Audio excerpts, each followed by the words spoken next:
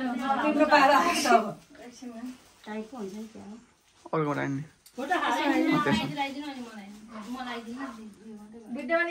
ठिक्क भएछ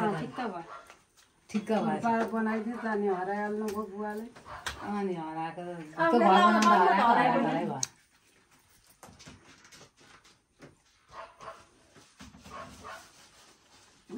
अर्को हातमा लाग्छ होला सुरु त अलिकति उ त कानलाई यसो टेक टेक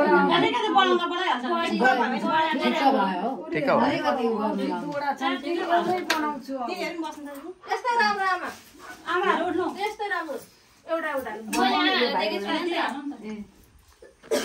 बना हाल सारो हो यतापटि बस्न न कान्द्री आउनु त यतै बस्न सबै आमा दुवटाबाट बस्न सक्यो एउटा